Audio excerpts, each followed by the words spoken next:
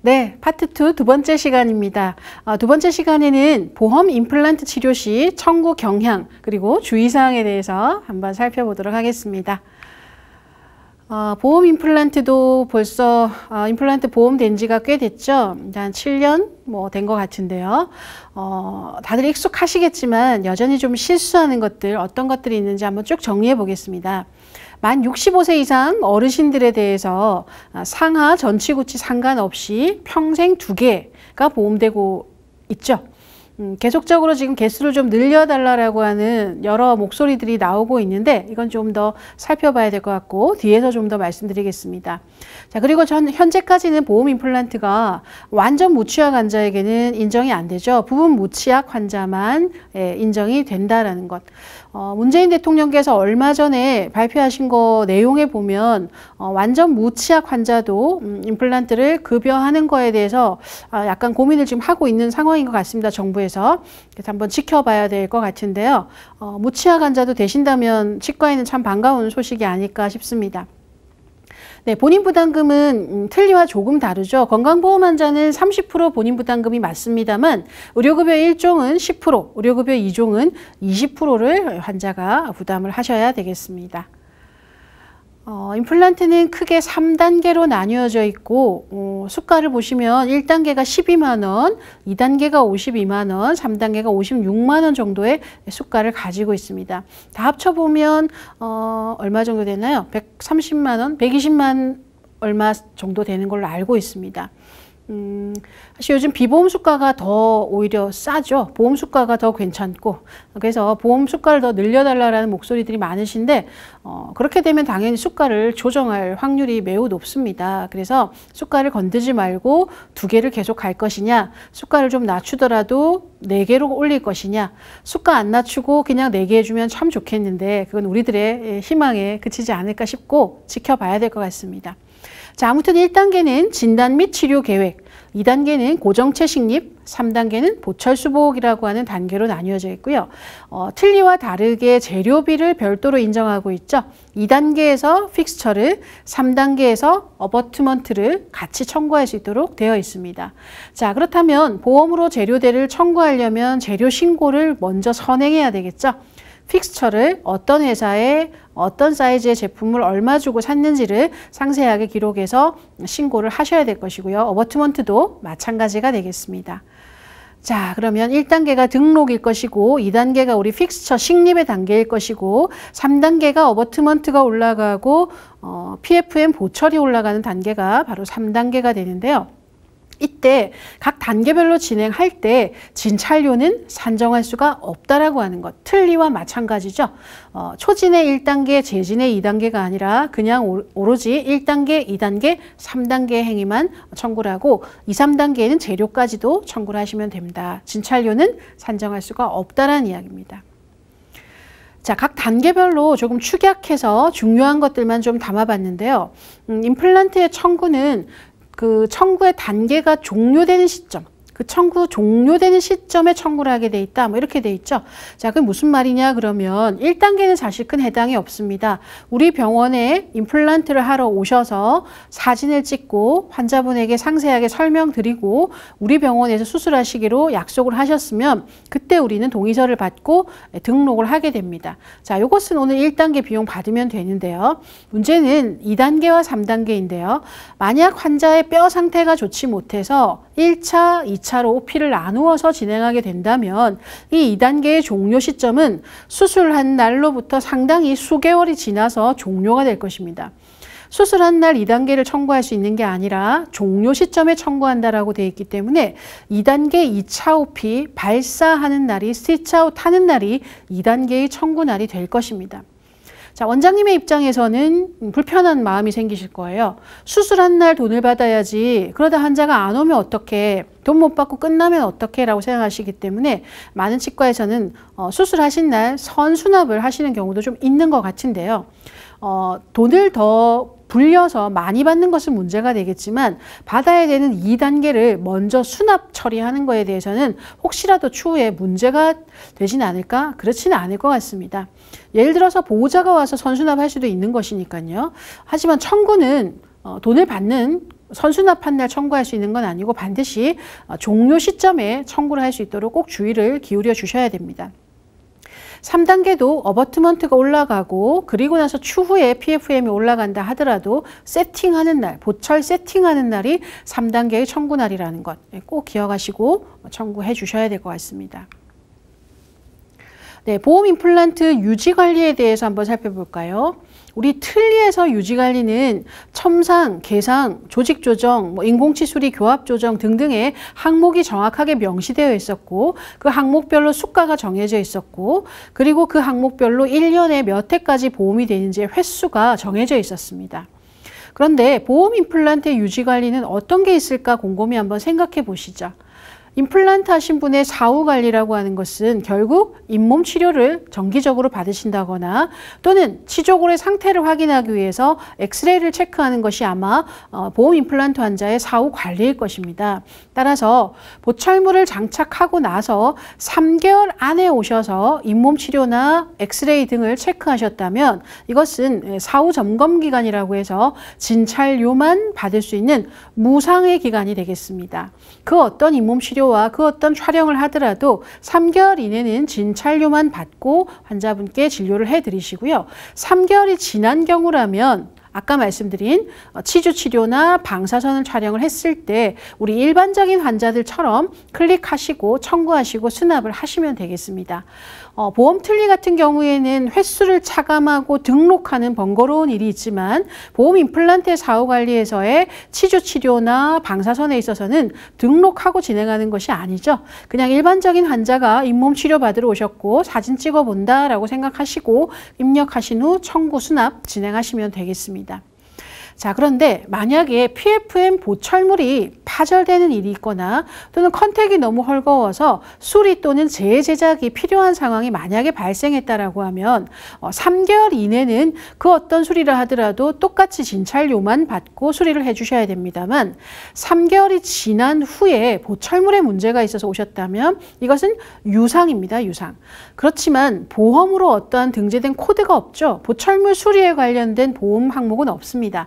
따라서 이것은 비급여로 수리 비용을 적절하게 책정해서 받아주시면 되겠습니다. 비급여이기 때문에 얼마를 받으세요라고 정해진 게 아니고 병원에서 적정한 기간에 따른 수가를 좀 정해놓고 수납을 하시는 것은 어떨까 이렇게 생각을 해봅니다.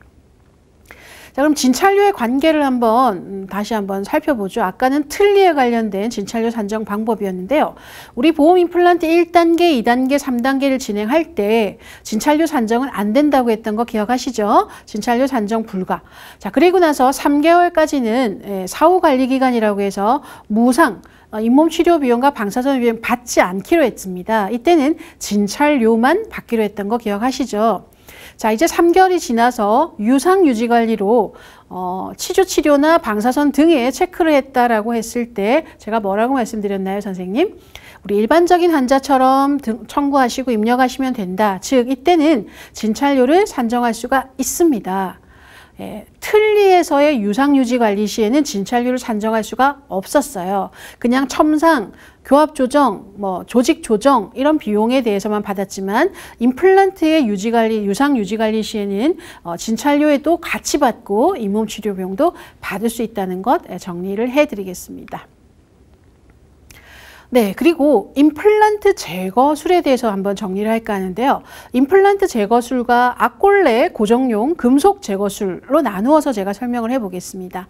자, 임플란트 제거술은 식립했던 픽스처에 문제가 생긴 거죠. 픽스처의 문제일 수도 있고 주변의 치조골의 문제일 수도 있어서 만약에 치조골이 많이 녹아내려서 픽스처가 많이 흔들려서 이 임플란트를 제거할 수밖에 없다 라고 했을 때 제거했다면 임플란트 제거술 단순이라고 해서 8,600원의 수가로 청구를 하시면 됩니다. 그런데 동료도는 없는데 픽스처가 깨져버렸다거나 신경을 눌러서 뭔가 마비가 왔다거나 또는 여러 가지 치관 주위 염증이 심해서 제거할 수밖에 없었다. 그런데 모빌리티는 전혀 없기 때문에 제거가 상당히 힘듭니다. 따라서 이때 어떠한 도구를 이용해서 픽스처를 제거해낼 텐데요. 이 수가는 임플란트 제거술 복잡으로 인정을 하게 됩니다. 제거 키트나 트래핀 벌을 이용해서 픽스처를 제거해내기 때문에 이때 버의 가를 동반해서 청구할 수 있도록 열어놨습니다. 따라서 복잡 제거술 행위 69,810원에 버의 가 6,980원까지 그리고 진찰료까지 해서 같이 청구를 하시면 되겠습니다. 어떤 원장님들은 저거 갖고 수가 저거 받고 안 되는데요. 저게 얼마나 힘든데 라고 얘기를 하시는 원장님들도 계시지만 어쨌든 이것은 뭐 추후에 하나씩 또 싸워서 이겨나가야 될 부분이고요. 현재의 수가는 이렇습니다. 상병명은 모빌리티가 심하다는 것은 치조골에 일단은 문제가 생긴 거기 때문에 만성 단순, 만성 복합치주염 등의 상병을 주시면 되고 복잡 제거술은 치관주의 염증이 심해서 모빌리티는 없지만 제거했다면 만성 치관주의염이 적합하고요. 그 다음 픽처가 깨져버렸다라고 하면 치근 파절도 괜찮고 또는 신경을 눌렀다면 3차 신경의 손상도 괜찮습니다만 치과 보철물의 파절 및 상실이라고 하는 상병명을 주셔도 큰 문제는 없습니다. 저 상병명으로 적용을 해도 되고 어떤 것을 주셔도 좋을 것 같습니다. 자, 이번엔 악골레 고정용 금속 제거술 주가 무엇이냐라고 하면 우리 그 픽스처와 어버트먼트를 연결하는 스크류가 있는데 그 스크류가 파절돼 가지고 안쪽으로 들어가 버려요. 그래서 이것을 제거할 때 또는 어버트먼트가 아예 파절이 돼 가지고 제거를 할 때 그때가 바로 악골레 고정용 금속 제거술 주라고 하는 수가를 청구하게 됩니다. 이때 사용하신 버의 가격은 28,070원을 주고 있습니다. 이 또한 제거 자체가 상당히 힘들고 난이도가 좀 있는데요. 수가 한번 잘 살펴보시고 청구를 하시면 좋고 이때 정말 조심할 것, 주의할 것. 만 65세 이상 보험 임플란트 환자에게만 해당되는 게 아니죠. 예, 임플란트 제거술과 고정용 제거술은 악골레 고정용 제거술은 나이에 상관없이 누구든 제거했다면 보험으로 청구를 하고 보험 행위로 인정을 받고 있습니다. 저는 아직 만 65세 이상이 안 됐습니다만 제가 만약 임플란트 식립했던 실패해서 제거를 하기로 결정이 됐다면 저 또한 보험 적용이 된다라는 것이죠. 이해되셨나요? 자, 보험으로 별도 인정되지 않는 케이스는 어떤 게 있냐? 네, 아까도 말씀드렸지만 현재까지는 완전 무치약 환자는 임플란트가 보험이 되질 않습니다. 치아가 하나도 없는 환자에게 임플란트 전치부에 4개 정도 심어서 그 위에 오버덴처를 올리면 안 됩니까? 네, 오버덴처도 현재는 안 되고 무치약 환자에게 임플란트도 식립은 안 된다는 것 기억하시고요. 그리고 커버 스크류나 힐링 어버트먼트는 임플란트 수가에 포함되어 있어서 재료대로 별도로 보상을 받고 있지를 못하고 있습니다. 그리고 요즘 커스텀 어버트먼트 많이들 해주고 계신데요. 커스텀 어버트먼트는 일단 3단계에 분류된 그 재료로 되어 있지만 맞춤형 어버트먼트이기 때문에 보험 코드가 따로 없죠. 따라서 커스텀 어버트먼트를 장착하는 환자분께는 어버트먼트 비용을 별도로 비급여로 받아내시면 되겠습니다. 기성 어버트먼트를 올리면 당연히 재료 신고하시고 재료대를 청구하시면 되지만 맞춤형 제작을 한 거기 때문에 이것은 재료대는 별도로 비급여로 받으시고 단 행위료는 보험 청구를 하셔야죠. 3단계는 청구를 하시고 재료대만 따로 환자에게 비급여로 5만 원, 10만 원, 15만 원, 20만 원 병원에서 책정한 수가대로 받아주시면 되겠습니다. 그리고 뼈이식과 상악동 거상은 여전히 보험이 안 되죠. 환자분들은 임플란트가 보험이 된다라고 했을 때 정말 저렴하게 혜택 받을 수 있구나라고 오셨는데 워낙 고령자들 뼈 상태가 안 좋으니까 대신에 뼈이식이 필요하십니다라고 해서 뼈이식이 얼마입니까? 50만 원입니다. 그러면 임플란트 가격하고 뼈이식하고 합치면 얼마입니까?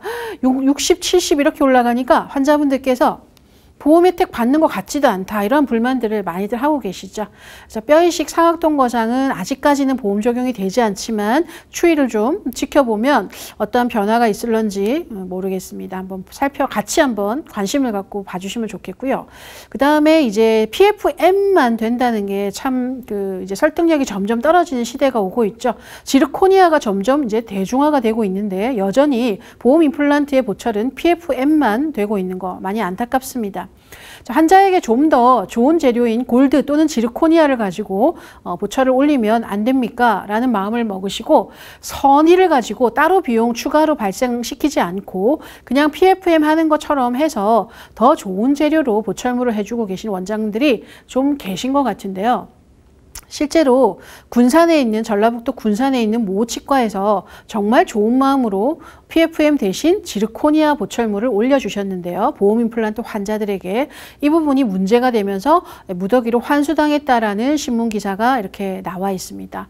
전북 군산에 계신 원장님뿐만 아니라 전국적으로 다른 곳에 계신 원장님들도 이 부분으로 해서 환수 조치 당하신 분들이 많은 걸로 알고 있는데요. 자, 이렇게 되면 만약에 어떤 것을 환수해 갑니까?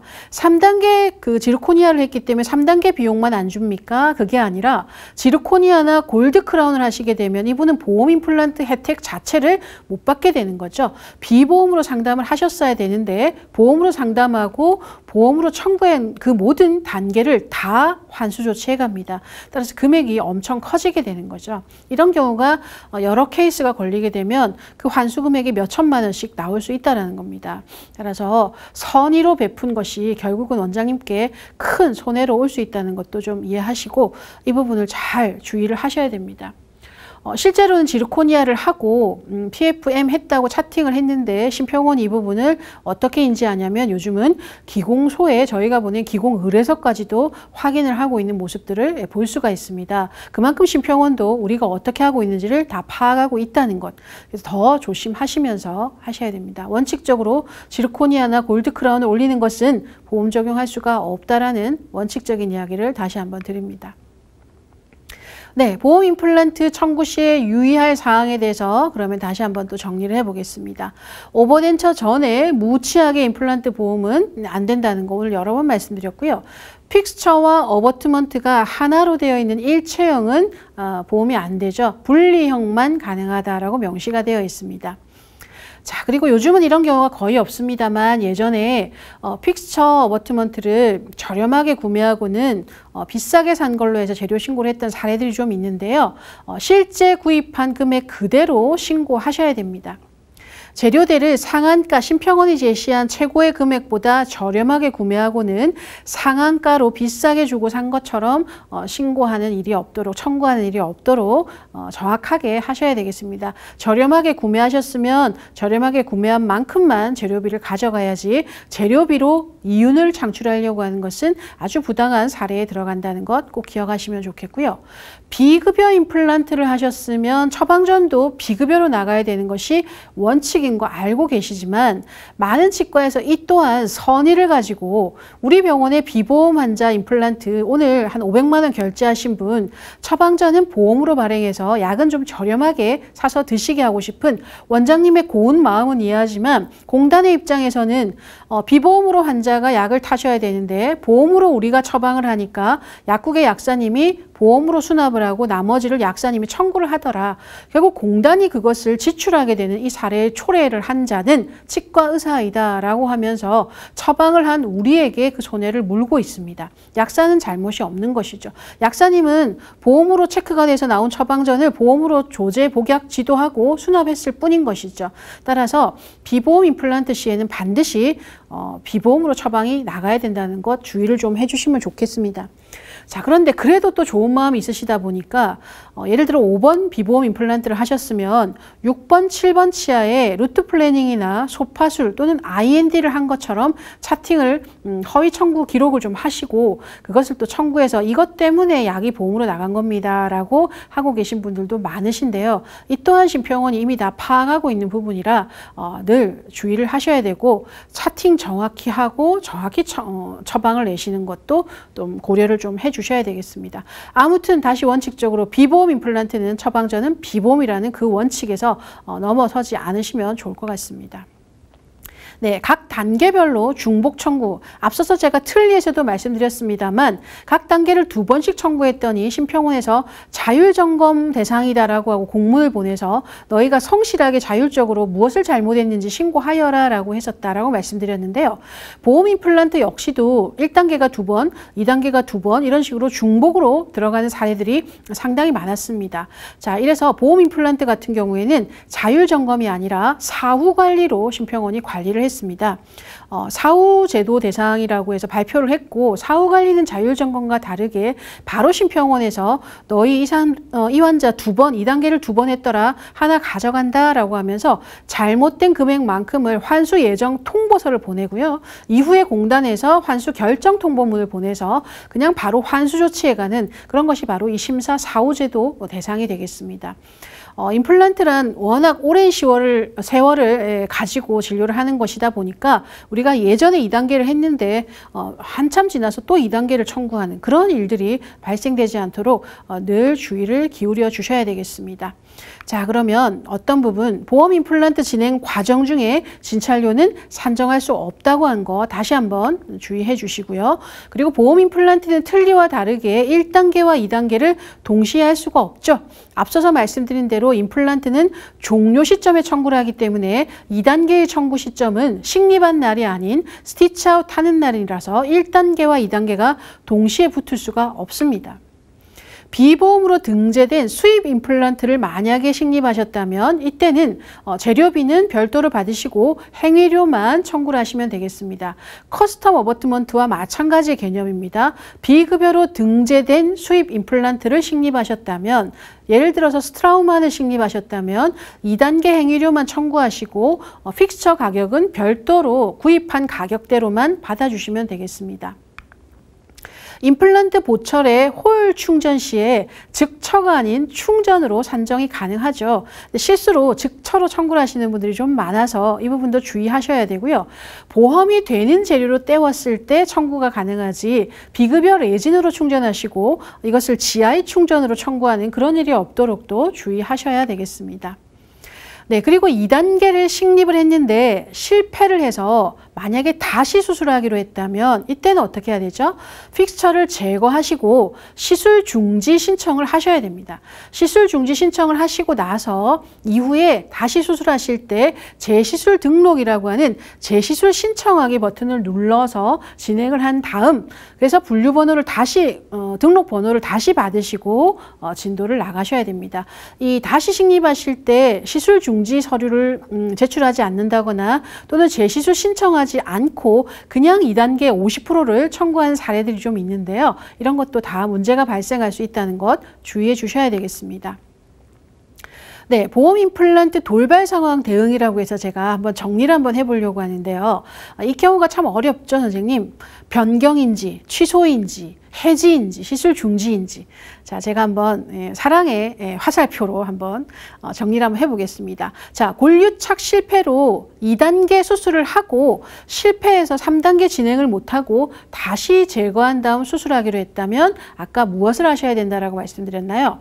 네, 시술 중지 신청을 하시고 나서 재시술 신청하기를 하셔야 된다.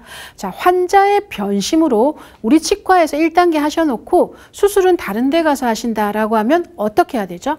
환자의 변심입니다. 우리의 잘못이 없어요. 분명히 병원 이동은 곤란합니다라고 말씀드렸는데 이런 상황이 생겼다면 일단은 환자의 책임이기 때문에 답은 해지가 정답입니다. 해지는 1단계밖에 진행하지 않았지만 임플란트 하나를 이미 다 쓴 걸로 돼버립니다. 환자에게는 엄청난 손해이죠. 따라서 이 부분을 환자에게 잘 설명하시고 이동하지 마시고 여기에서 이거 마무리하셔야지 안 그러면 이거 하나 그냥 소멸됩니다라고 잘 설득하시면 좋겠고 막무가내로 대화가 되지 않는 분들이 계십니다. 네, 뭐 협박하시고 집어 던지시고 이런 경우에는 어쩔 수 없이 우리가 취소 처리를 해드리는 사례도 많이 있습니다만 원칙적인 정답은 해지가 정답이라는 거죠. 자, 이번엔 술자의 변심인데요. 원장님께서 임플란트 하기로 하셔놓고 그래서 등록을 다 완료했는데 중간에 이분 수술 안 하는 게 좋을 것 같아 라는 변심을 하신 경우에는 우리의 잘못입니다. 따라서 취소 처리해서 없던 걸로 해드리고 환자분은 다른 병원으로 가셔서 하실 수 있게 잘 안내해 드려야 되겠습니다. 자, 그리고 치식을 잘못 등록해서 실제 수술한 치식과 등록한 치식이 잘못된 것을 처리하는 방식은 바로 취소가 정답입니다. 변경으로 알고 계신 분들도 많으신데 치식 착오는 취소입니다. 다만 당일에 오늘 잘못한 걸 인지하셨다면 공단 홈페이지에서 바로 삭제하시고 다시 등록하시면 되고요. 하루가 지났다라고 하면 팩스로 취소 서류를 반드시 제출을 하셔야 됩니다.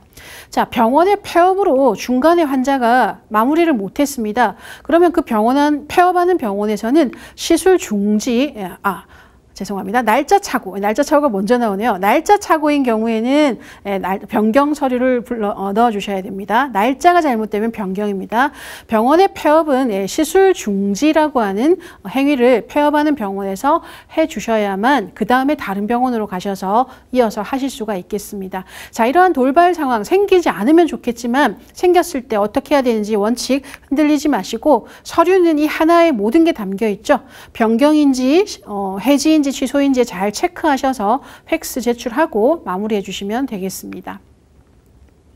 네, 2021년도 4월 달이었죠. 경기도 치과의사회에서 임플란트 4개 이상 급여 관련한 여러 가지 토론회가 벌어졌었고요. 그 외에도 많은 치과 모임들에서 치과 임플란트의 개수를 좀 더 늘려달라고 하는 급여 확대에 찬성하는 치과 의사들의 목소리가 많이들 이렇게 조사가 되고 있습니다. 하지만 한편에서는 아까도 말씀드렸지만 4개로 개수를 늘려주면 기존의 수가보다 훨씬 더 낮게 떨어뜨려 버릴 거야. 그러니까 차라리 확대하지 않는 것이 좋아. 이런 의견을 주시는 분도 계시고 어떤 분들은 조금 떨어지더라도 4개까지 되면 더 좋을 것 같아. 이런 의견을 주시는 분도 계시고 생각이 다들 다르실 겁니다. 아무튼 취업에서도 지금 대선 후보들에게 정책 제안서를 제출을 한 걸로 알고 책을 만들어서 제안서를 제출을 했는데요. 여기에도 보면 임플란트를 4개로 확대해달라는 제안을 한 내용이 있습니다. 구체적으로 보면 65세 이상 현행 2개에서 4개로 확대해달라. 그리고 40에서 64세도 임플란트를 보험으로 2개 해주면 좋겠다라고 하는 의견을 제안했고요. 틀니에 관련해서도 본인 부담금을 인하해달라. 또 장애인이나 취약계층에 있는 환자들에게는 연령을 제한해서 누구든 다 혜택을 좀 할 수 있게 받을 수 있게 정부에서 그런 정책을 만들어 달라라고 대선 후보들에게 이렇게 제안한 걸로 알고 있습니다. 조금 더 지켜보면서 보험 영역에서 어떠한 변화들이 앞으로 또 새로운 대통령이 펼쳐나갈 것인지 관심 있게 지켜봐야 될 것 같습니다. 자, 이걸로 이번 주 3주차죠. 강의를 모두 마무리하고요. 전 다음 주 4주차에 다음 주 수요일 날 다시 보존 치료에서 인사드리도록 하겠습니다. 여러분 모두 수고 많으셨습니다. 감사합니다.